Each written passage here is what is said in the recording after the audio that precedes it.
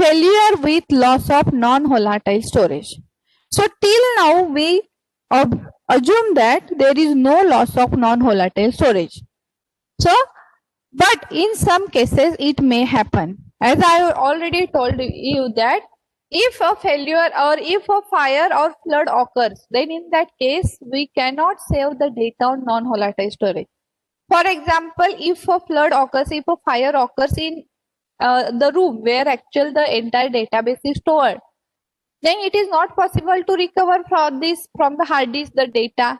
So in such kind of situation, there may be a loss in the non-volatile storage also.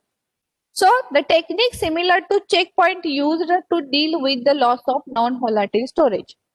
Periodically dump the entire content of the database to the stable storage. So that part already we have studied in the stable storage actually.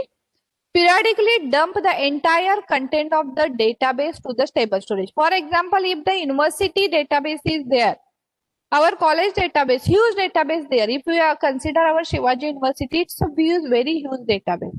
So all this whatever data is periodically dumped to the stable storage. Suppose at the remote side, at Pune, Mumbai or Nagpur, anywhere where the remote location is there.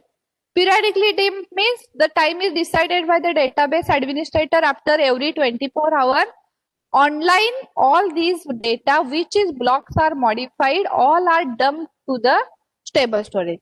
So if a failure occurs that result in the loss of physical database blocks, a fire, flood, etc., the most recent dump is used.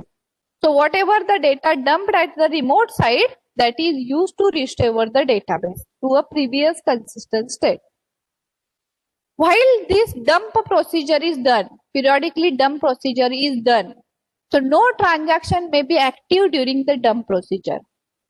See, it stop all other activities, only dumping is there. All the information, all the database, all the blocks which are modified are dumped from this site to remote site. So at that time, no transaction may be active. A procedure similar to checkpoint take place. Output all log records currently residing in main memory to stable storage.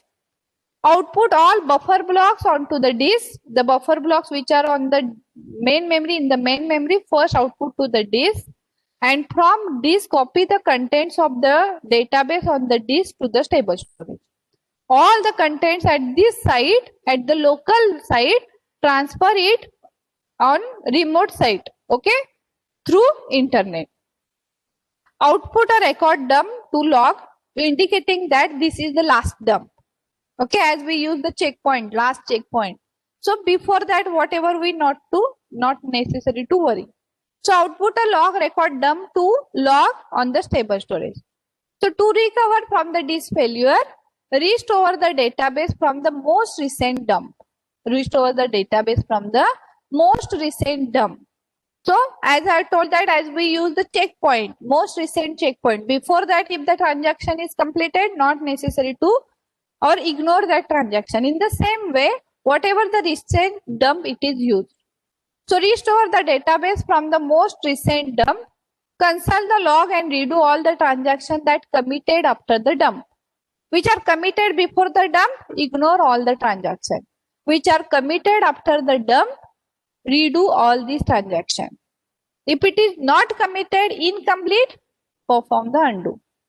So in this way, as checkpoint are used, in this way the dump method is also used to recover from the failure with non-volatile storage, loss of non-volatile